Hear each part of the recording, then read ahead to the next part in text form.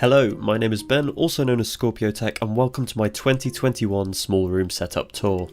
Last year's setup video recently surpassed 1.8 million views, which is honestly mind-blowing to me. So thank you to everyone that watched, liked, commented and subscribed.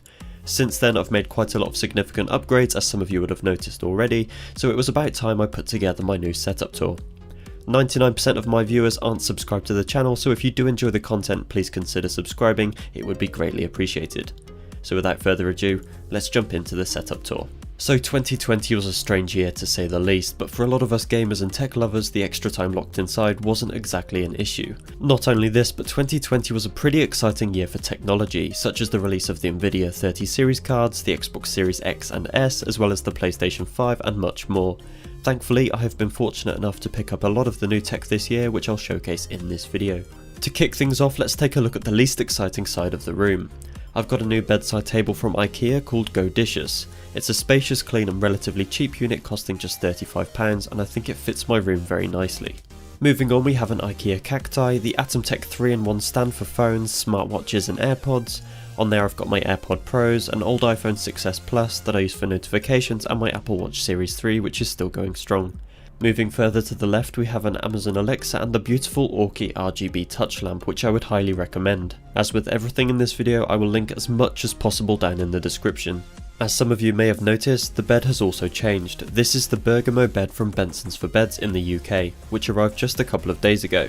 It looks infinitely better than the wooden bed that I had before. I'm also going to throw in a link down there for the duvet cover as well, because why not? And would it even be a Scorpio Tech setup tour if I didn't show off a soft as heck Sherpa throw if you want to feel extra cozy in the winter months. For those of you that know me, you won't be surprised that I've run a 12-metre Nova Stella RGB strip around the bedside table, both sides of the bed giving an underglow, around the TV and the shelving, as you'll see shortly.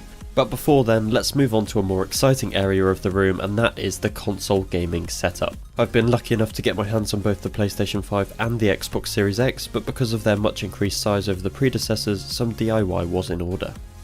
Unchanged from last year is the battery powered spotlights. I have colour coordinated for Xbox games, movies and PlayStation games. I do love them, but they require 3 AAA batteries each, and they eat through them incredibly quickly. The PlayStation 5 Disc Edition is set up on the right hand side of the Locken 9 Cube shelving unit from B&M in the UK, and has plenty of space to breathe to avoid overheating. Because of the width of the Series X, I had to cut some wood to use in conjunction with some L-shaped brackets to make a shelf for it to sit on. Although it looks slightly peculiar, I'm actually very happy with how it all looks together. Taking a look on top of the unit, for the Xbox side I have a Cacti and a Master Chief Funko on top of a Samsung HWK450 soundbar with the subwoofer directly under the bed. In the centre we have the PlayStation Icons lights, which I would definitely recommend, and on the right side we have another Cacti and a Spyro Funko Pop to represent the PlayStation side of things. I've tried to keep things as clean as possible whilst also adding some personality to the room, but as I said before, I'm pretty happy with how this area of my room is looking now. The TV also remains unchanged for now. This is a Samsung 55-inch 4K, which looks absolutely fantastic in my opinion, but as it's a few years old now, it's no longer available to purchase. The only real drawback now is that it's not 120Hz capable, so if I want to get the most out of my next gen consoles, this is an area I'm going to have to improve in the future. As stated earlier, the RGB strip runs around the entire TV and onwards to the shelves. Some of you will remember last year I struggled with getting a lighting solution for the very top shelf, but a few of you suggested an RGB strip, and that seems to have done the trick. On the IKEA Mosslander shelves that I have fixed upside down, I have a collection of Funkos from my favourite games and movies. I'm not actually a massive fan of how they look, but I think it's a nice way to bring back some memories. Moving down past the IKEA artificial plant, we have another new piece of tech. This is the Pewdiepie Pixel Max. It's a 32x32 pixel art display, which has a bunch of functions such as a clock, games, and a plethora of user created pixel art and much more. This is definitely one of my favourite new additions. I have a video covering this product as well as many more shown throughout this video on my channel with more in-depth reviews, so make sure to check those out. Also on top of the PC we have the Nintendo Switch. I have it plugged into my PC monitors to allow me to quickly play on the bigger screen whenever I feel like it. So here is the new look PC gaming setup. Quite a lot has changed here, so let's delve into it. By far the most expensive upgrade in the previous year is quite easily the Asus ROG Strix 3080, which is a huge upgrade from my previous Strix GTX 1070. I personally love how it looks, and you'll see the lighting customizations a little later. I recently did a video on this GPU, so if you're interested, make sure to check it out. But a long story short, the card is absolutely incredible performance wise. Running games maxed out with ease has made my gaming experience much more enjoyable. Also inside the PC we have an i9-9900K CPU overclocked at 5GHz, 32GB of Corsair Vengeance RGB RAM at 3200MHz, the NZXT Kraken X62 AIO CPU cooler, a Corsair RM750X power supply, as well as a 1TB Samsung 970 EVO Plus for the operating system. I will link the full spec list down in the description. So let's move on and take a look at what we have on the desk. First up we have a bog standard mic arm holding up the Rode NT USB microphone, which I'm using right now. I love this system very much as it allows me to easily move the microphone out the way when not in use to make it as non-intrusive as possible. Another big upgrade this year is the autonomous Ergo Chair 2, which was kindly sent out to me by the company. And although sent out, my opinion on this chair remains unbiased and I personally absolutely love it. It's customizable in practically every way you could imagine and comfortable for me even after very long sessions. The only downside for me personally is due to my limited space. It can get quite tricky to move around in the chair, but this is one of the compromises you have to make with a small room. Yet another upgrade I've made is the switch from a regular headset to studio headphones. These are the insanely comfortable Beyerdynamic DT990 Pros, which are open back 250 ohm headphones.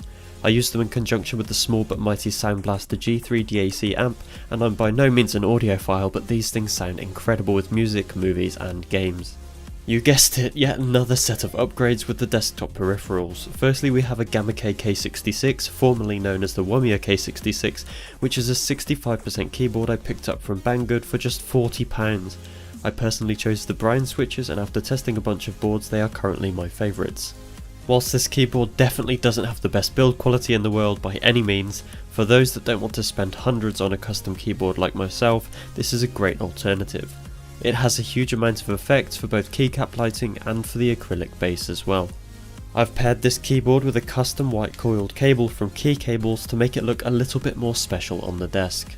And as you can see, I've drilled a hole in the desk as well to allow for this cable to neatly disappear from view, keeping the top of the desk looking as clean and tidy as possible. Now we don't have to look far for the next upgrade as it's sat just alongside the keyboard.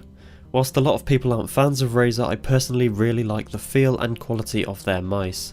This is the Razer Basilisk Mercury, and it is a nicely weighted mouse which I picked up for just £30 when it was on sale, and honestly for that price it was just a no-brainer. Also on the desk we have the Purple Storm mousepad from auaranteel. I love the simple yet vibrant design as it really breaks up all the white peripherals from the desk. Another cheap addition I've made is the Lamicool adjustable phone stand. It costs just £10 and is ideal for FaceTime, notifications or even your Twitch chat. Psst, go and check out my Twitch channel, link is in the bio. As for the desk, we have kept things pretty much the same. The desktop is the IKEA Linmon, which is 150cm by 75cm, and it's held up either side by IKEA Alex drawers. I can definitely recommend the IKEA Alex drawers to you, but the Linmon desktop is not as durable as you would hope it would be, and after a year's use it's looking a little worn, so this may be something I change over the next year or so. In the drawers I keep some books, RGB remotes, handheld consoles and games, as well as some files and clothing in the lower drawers. Now a question I get all the time is where do I keep my clothes, and whilst some of it is kept in the lower drawers, unfortunately I have to use a closet which is outside my room to store the rest. This is obviously not ideal, but when you have such a limited space, this is a compromise that you might have to make. In the right set of drawers I keep some quick access screwdrivers, cable ties, notepads and my small Karambit collection. And underneath that we have what I like to call the controller graveyard for the previous generation and no longer functioning controllers. Now let's take a look at another new addition I've made on the desk. I've upgraded both monitors since the last setup tour and I'm incredibly happy with my choices. These are the Asus TUF VG27AQ monitors, which have a resolution of 2560 by 1440, 165Hz, IPS and are each 27 inches. I was unsure whether I could fit two 27-inch monitors on my desk, but I'm pleased to say I did. Well, just about anyway. After upgrading from 24-inch monitors, I have to say I think 27-inch is the perfect size for gaming and general use. Having two monitors is extremely useful for me, especially when editing, streaming and just generally multitasking. I don't think I could ever return to just using a single monitor again.